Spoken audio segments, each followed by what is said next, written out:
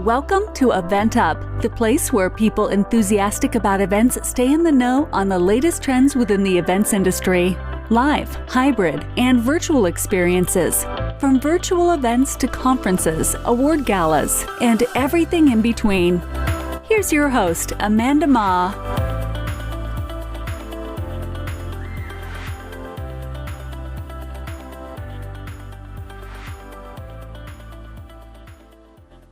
Hello, everyone. Today, we're joined by someone who's not only building impactful brands, but doing it with purpose at the core.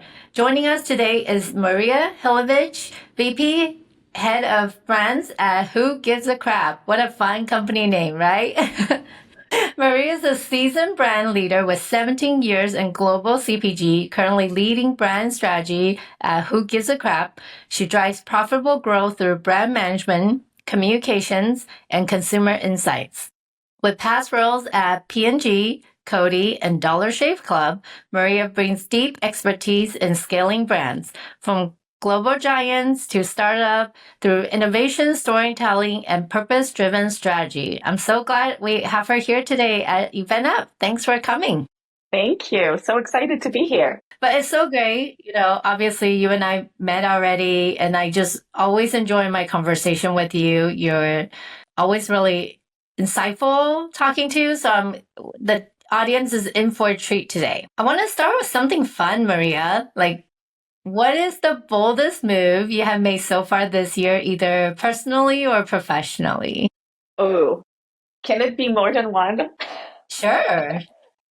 Well, there have been quite a lot of things that were bold, especially on the business side. We actually put a billboard in Berkeley Center in Brooklyn in December, and we put Wheel of Butts on that billboard and nothing else other than the branding and the product pictures.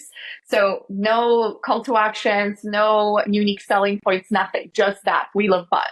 So we decided to just go in for it and have some fun. And it turns out that actually it can grow the business too. We checked the neighboring zip codes, and in our DTC side, we've learned that we grew the business, and also in our retail store as well. So that has been a fun, bold move. We had fun on the brand side, but we also saw results out of it. Another fun, bold move is actually for us probably playing with Erewhon this month. So we launched with Erewhon Crap Smoothie. That does not taste like crap. It tastes delicious, has raspberries and coconut and all of the things that are good for your gut health. But we've also noticed that because it's colorful, just like our brand, it's fun and delicious. People are really resonating. And we actually landed a spot in Good Day LA for 1 minute and 30 seconds, which is huge. The amount of crap words that have been put on in that show has been hilarious. I'm just wondering if we can actually turn it into a drinking game. So those have been a really fun little moments, but more on the bold driving impact. I think a fun thing for us has been collaborating with BBC Storyworks and putting a documentary about the impact our brand is making in Kenya with Fresh Life. So we're trying to build access to clean water and sanitation. And we have been showing the impact that small purchases like toilet paper can make a huge difference. So that has been a really fun thing for us to do. Oh my God, I love all of these. But I have to say the one that stood out is the collab. What color is the smoothie? My imagination is running wild here. Yes, 100%. The color of the smoothie is bright, bright pink. And we have a white dollops with chia seed and coconut in it. So it looks really amazing and Instagrammable. So it looks really pretty. I love it. And it tastes good. This is so fun. Okay, every time I talk to you, so just for reference, Maria and we're on a panel together previously too, but I feel like every time I talk to her, they're working on some next brilliant ideas where she's sharing her brilliance. You're so creative. Is it you that's creative, or is it your team that's creative? Who's coming up with all these super out of the box ideas? Oh, we have an amazing creative team. They're super awesome and very talented, very funny, sharp writers. We have awesome copywriters, but we also have amazing brand teams. So I'm very blessed to be working with very, very creative people and very willing to take risks and try new things. So I'm basically a person who says yes to the ideas. So I'm really blessed to be with people who are pushing the envelope, and we can try new things. And also our execs are very willing to see of what else can stick, how else can we tell the story about our brand. And as you know, as a topic of today's is like, how do you make memorable campaigns? How do you stand out? And if you're not taking risks and you're not pushing things to the fringes, it's really hard to be noticed these days. So it's almost like a base to play. You have to try new things. Yeah, and I really love how you guys lean into the name, right? Who gives a crap? And then you kind of like, you have the original framework and you guys are not afraid to, like you said, take that bigger and bold risk. So that's amazing. Yeah, and I think that, with a company with the name of Who Gives a Crap, you already have something very special going on for you. You get noticed, and crap can mean so many good things too. So we're kind of putting a good meaning behind the word crap, like giving a crap means caring. So how do you do it in a fun way and really embrace who you are? I love it. So incredible. And as a brand, what is your top focus right now? Like, what are you most energized right now? I think that right now and forever, we're really energized by our mission. So it's all about giving that clean access to toilets and sanitation around the world. And we're really trying to eliminate that problem. And for us, everything in the company is around design around that. Our business model is designed to support that. So we donate 50% of profits to really eliminate that problem of access of clean water and sanitation. So as a marketer, I need to be very focused and motivated to make sure that all of the things that we're doing is increasing the profitability of our brand. But also at the same time, you cannot really eliminate that problem if you don't have a brand that everybody uses. So the key point for us is, how do we get our products in the most people's hands so that we are getting those contributions and growing the business.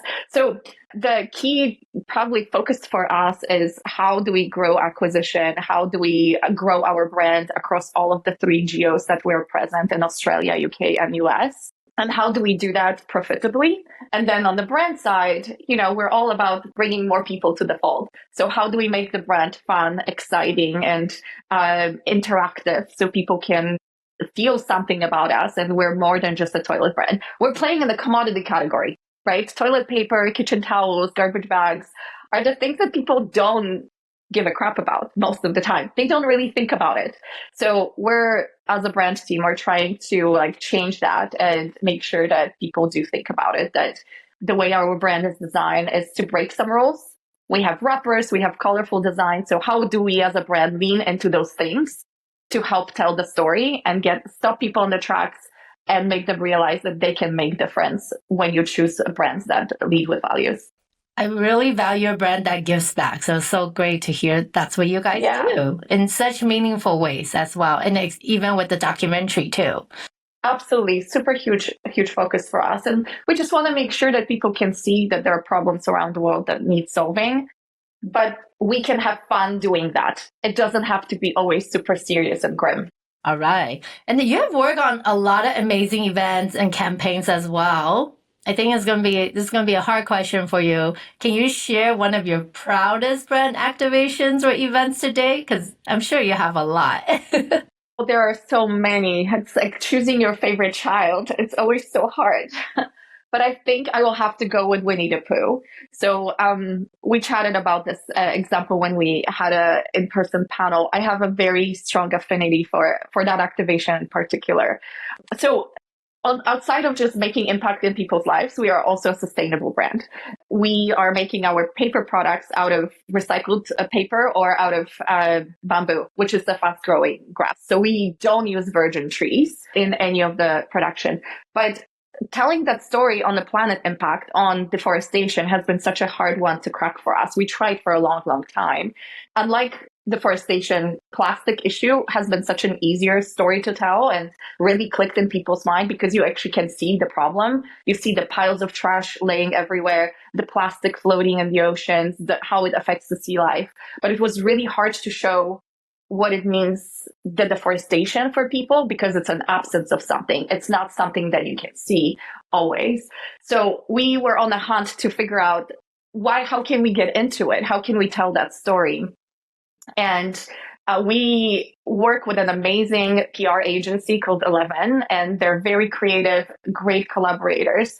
And they brought to us this idea that Winnie the Pooh, the old, famous, nostalgic story from our childhood, has become a public domain. So we jumped on it and thought, like, what could we do with this? And as you remember, in that story, forest is such a big thing. The 100-acre woods is basically one of the heroes. That's what all of the characters live, how they interact.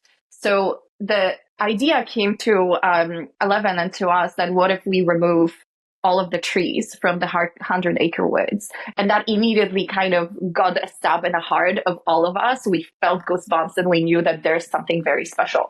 So we decided to lean into it and really tell that story. We created a book, a physical book, with those illustrations. Also, the book was in recycled paper, so everything was sustainable. Always thinking about this.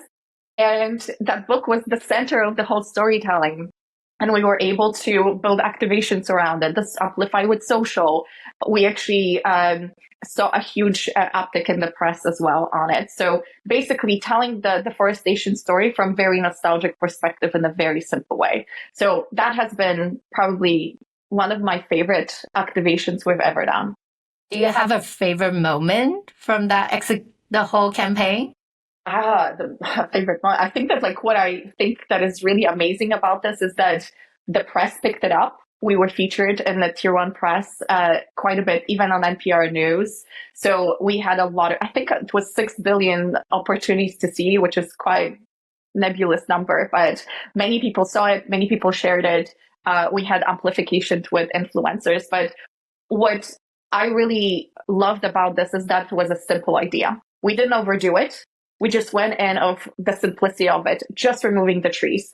And in the story, we didn't rewrite the story. We just kept it pure. So the story was the same one, but the trees were not there. So it was really super impactful. And I think that, one of the key things, we saw also an uptick in customer sales. We tracked that as well. So it must have been also meaningful to our customers. And we got some recognition from the industry as well. I think that we got nominated to 2 Cannes Lions, 2 Emmys, and we won 1 Spike Award. So it has been a really amazing thing to see, a really cool one to see for a brand our size. And, we don't have a big budgets. We need to be thrifty. Very strategic. Were there any takeaways? Were there anything that you would do differently? It sounds like it was super successful and you guys got picked up by the press. Yeah, what I think probably I would lean in is producing more books. I think that just creating a moment where you can actually share it with more people and broader, give it a giftable items and creating a little bit more buzz for people. And I think the other part is probably connecting lower funnel a little bit more without really feeling too salesy. So the story was really amazing. Could we lean into it a little bit more? That's good. Oh man. Okay. So I was going to ask you for a book, but I guess that it's sold out. It's too popular. I know, maybe we should be reprinting it. Sometimes there are moments where you can actually lean in again. Yeah, due to popular demand, right? I seen those where it's just limited edition, round 2. Exactly, 100%. So in your view, what really makes a good experiential activation? A lot of people are kind of just out there doing events for the sake of events, but really what separates one that truly is meaningful and memorable and impactful? I think that the good events are memorable events. So if we take, for example, physical events as a base starting point, I think the key thing for us is probably how can you lean into that multisensorial aspect of the event? Many times what I see is events are really leaning in only in the visual stimulation. You create everything really amazingly, but it's very much designed for Instagram. But when you design for real people interacting with real things, you have to think about all of the senses. How does it look like when it comes to fragrance? Is it something special that people can smell when they walk into your booth or your area? Is it some tactile element that they can touch and interact with? Is there anything that you can play that can be very memorable and build onto the brand? So I think that building memories is building on multisensorial experiences, but you also have to think about what you're building memories on. What is your brand about? And that is another part that is very, very important. Really know who you are. And then when you know the event is happening, come earlier, like walk the floor, check how people will be interacting with other things. Like, are you at the very end of the experience or at the very beginning? Will there be a lot of mental availability for them to actually interact with you and lean in? And again, I mentioned the interactive element. Are there any contests, giveaways, some kind of like a reveal that you can actually get people excited about and keep coming back? Something that you can follow up later on and make the event live longer than just that little moment that you had. And of course, think about amplification. I think we chatted quite a bit about social aspect influencers. Like, there are so many amazing things that you can do to just lean in on other people's storytelling that can tell the story about the experience that they had that can actually live for quite a long time. So think about your brand, think about how people will experience that event, think about how do you create something that is memorable through senses and amplify. Feeling the pressure of planning your next big event? Let Innovate Marketing Group take the stress off your plate. From influencer events to influencer activations and powerful experiences, we create meaningful moments that drive real impact. And I definitely see that shine through, right? So I think I mentioned to you, I actually experienced your activation at South by Southwest, and we met afterwards. And it was so funny because when you were sharing that, I was like, wait, I walked that. I experienced that. And it was super fun. The energy totally came out. Yeah, South by Southwest was really great example. We actually did this in Australia first. So we had a test, like a chance to really test and learn and see how people interact with it. There was a giveaway. We were giving away a big toilet. So we were also gathering leads. So that was one of the key areas for us. Like, how can we get more exposure and tell the story about the brand, but also acquire new customers as we do that. So that has been a really fun event. And there was this huge board. I don't know if you remember, I was sharing this, where people can actually put their dreams on. Like, there was like dream big, fart loud, right? So just kind of leaning into our brand, telling that story, but also encouraging people to interact with the brand. So we actually have that board with so many fun little memorabilia from the customers that actually visited our booth and really loved it. And we used that and reapplied it to South by Southwest in the US as well. That's great. I hope to see that activation again. Let's talk about budget. How do you execute an experiential marketing, very successful campaign without breaking the bank, right? Any tips or hacks, Maria? I just feel like you will have a bunch. Oh, you know what? I'm still learning. So I live in a scrappy, let's think about a grassroots approach all the time, especially with this brand. Let me think. I think that there's a common misperception that experiential marketing has to be expensive, because people immediately jump into those big events. You know, you go into South by Southwest and you're doing a huge booth, or you go into, you know, those amazing conventions, Coachella. It doesn't really have to be that big, and it doesn't have to be costly. I think that the key thing for you, if you want to start doing that, is to really think about your goals. What are you trying to achieve? Like, what are the barriers for you this year to overcome to get to the goals? So once you have that, it's very easy to understand of like what would need to be true. And the other part for me is really understand that you don't have to like make a huge big things. You can start small. You can do a test and learn in a very local manner. Really be careful on like, what are you tracking? What success looks like? Outline that for yourself so that you don't have millions of metrics and then you get lost. Just one metric, like what success looks like, and explore it. And if you can prove that it moves the needle to your boss, I think that you can ask for more money and you can scale it up a little bit. But if I can give an example, street sampling could be a really great example. It is experiential marketing if you design it. If you know what you stand for and you lean into your brand and you bring that unique element, it could be a really awesome thing to do. Let me give an example of a brand that does it well. I think Liquid Death is a great example of a street sampling. You know, they really identified a space where people are thirsty and they lean into those elements and give away water. So I think that before election, I think that they were knew that there's a line in Georgia and, there are laws where you cannot give away beyond certain point. And they found that extra point where they could give away the waters. So it was a big viral moment for them, and which was really great. But I can give an example of who gives a crap too. Again, like we don't have huge budgets, so we have to think in a scrappy way. So we lean in farmers markets. So we created a special booth in farmers markets and brought the brand experience into that booth. We are a colorful brand. We look amazing, and it really fits with the whole farmers market convention of fruits and vegetables. And we are sampling, and we're sampling in a very local way. And we are able to track on a very much zip code level to see if we're seeing the differences with and without that activation. That's so brilliant. I love that. You don't have to break your bank to do a strategic activation. I mean, like if you have a huge brand with a big budget, break the bank. If you know that it's going to be effective and you're going to have a huge reach and it's going to be very memorable, do it. I think that, the good example are the Super Bowl. The ads, the campaigns that are happening in the Super Bowl, it's a huge reach for people. And it makes sense because you have a bigger brand, you have to keep the brand top of mind.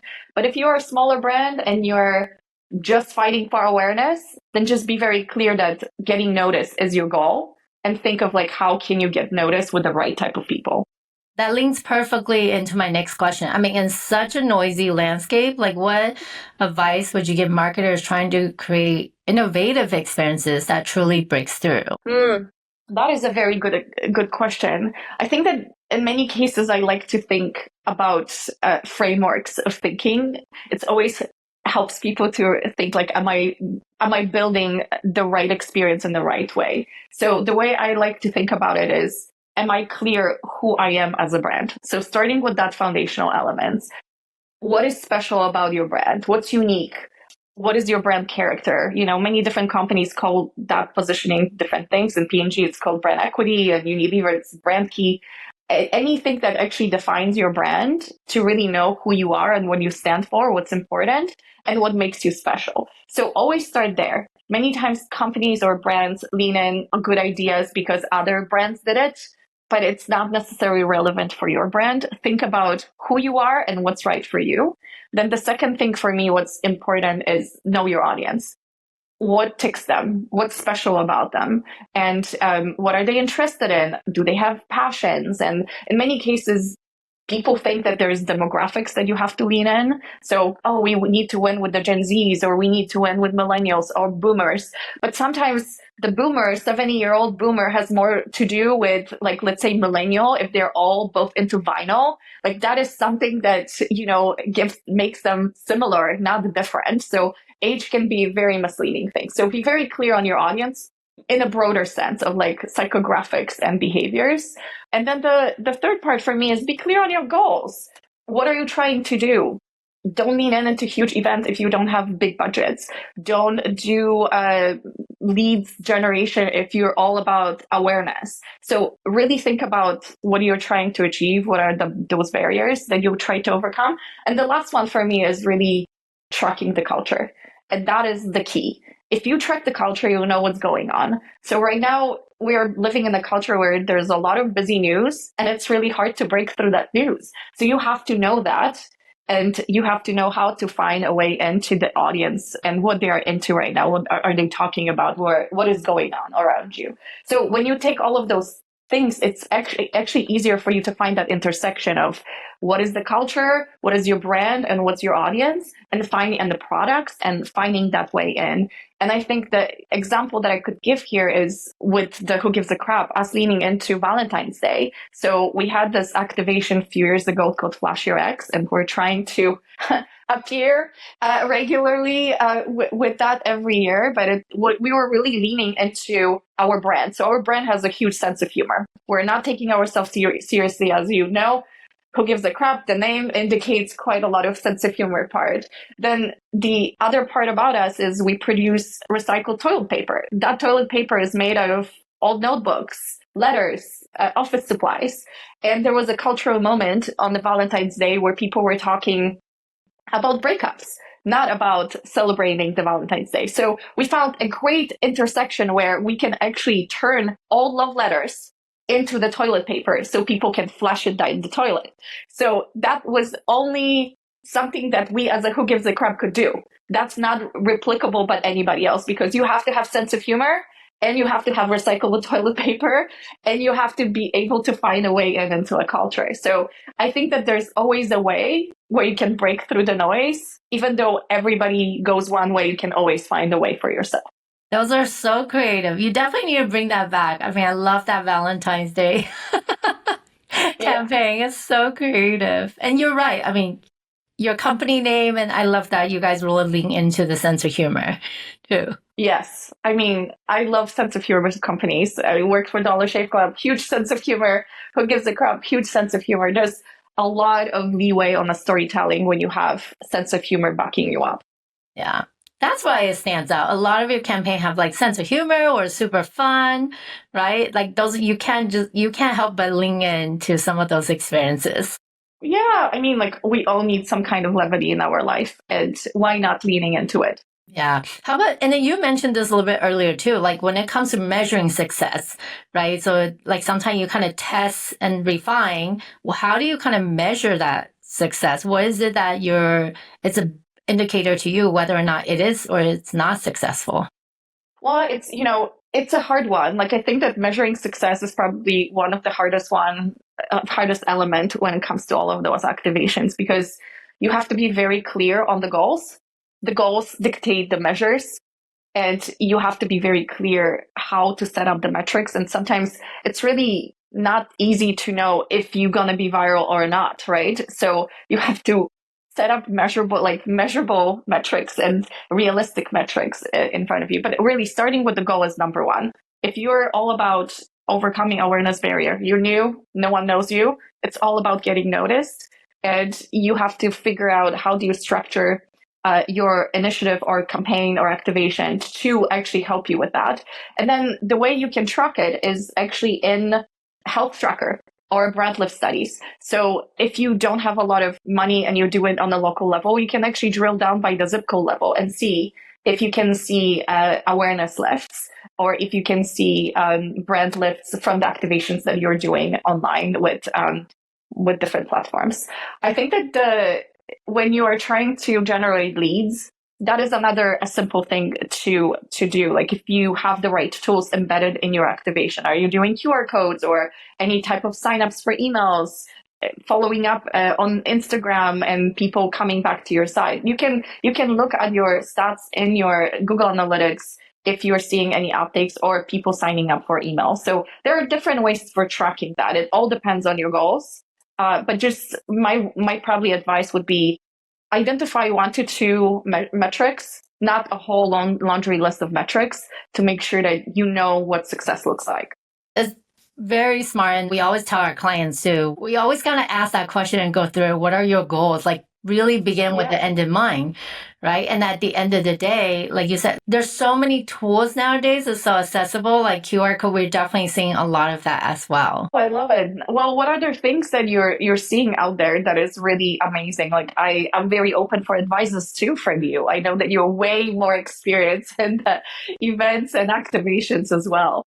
Actually, just yesterday, I was speaking with another marketer and we were kind of exchanging ideas and insights like about what's new in the industry. And it's not necessarily new. So QR code definitely came up and people continue to leverage that, but also like location, especially when you do a huge activation, you want to see where people are hitting and where they're staying a long time, or even like sometimes you may have panels of like longer events. You want to see how long people are staying. So like location, right? How long they're staying in certain location, and if the activation is gravitating, if the activation is truly impactful versus they're just stopping by and then leaving like real quick. Yeah. Right? Because how long they stay does matter.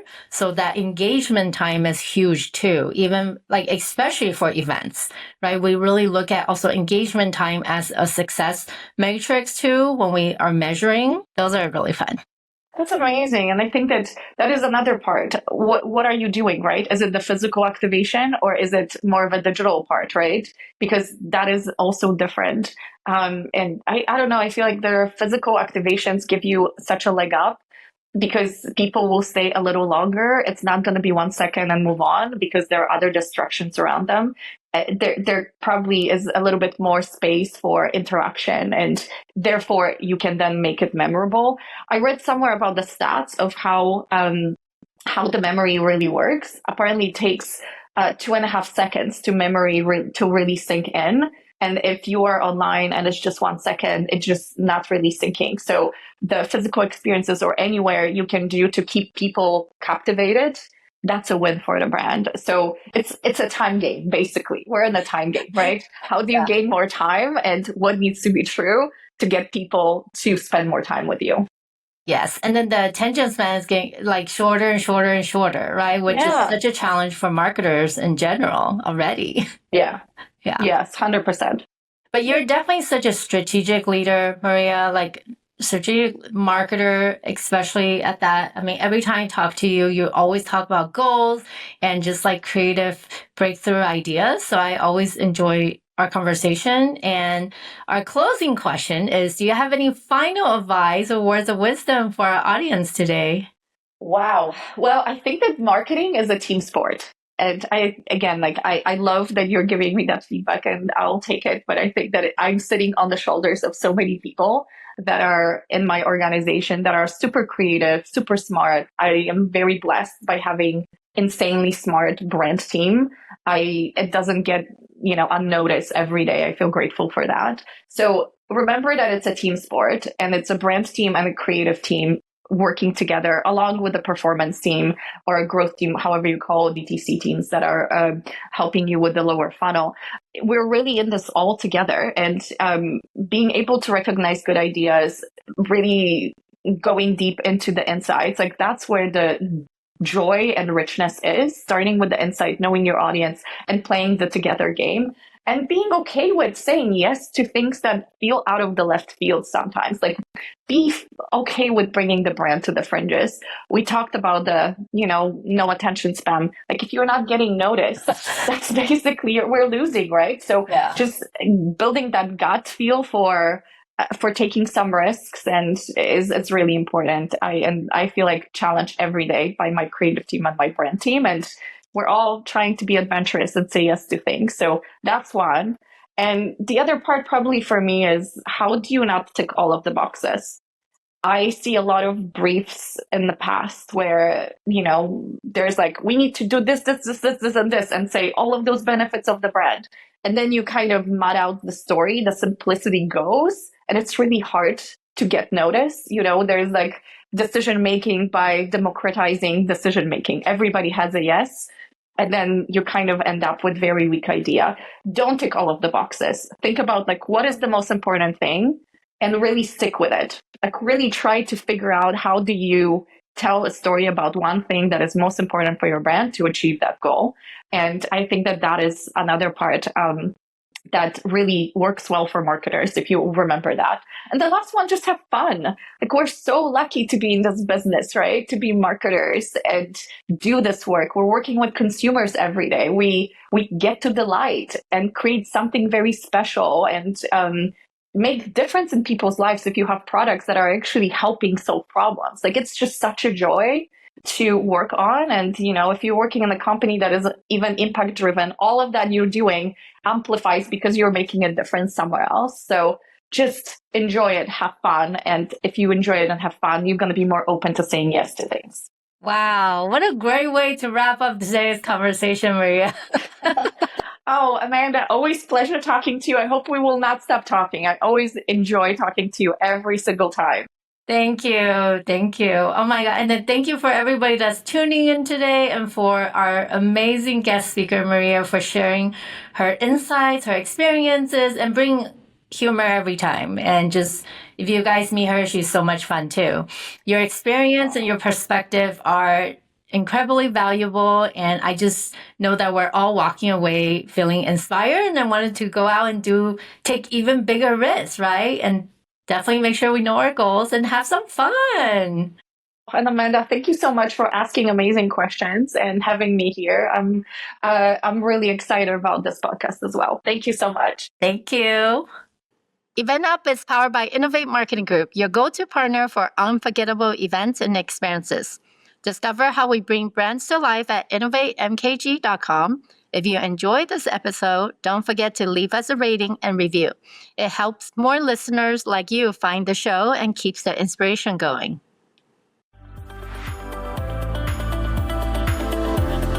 Thank you for listening. Tune in next time on EventUp.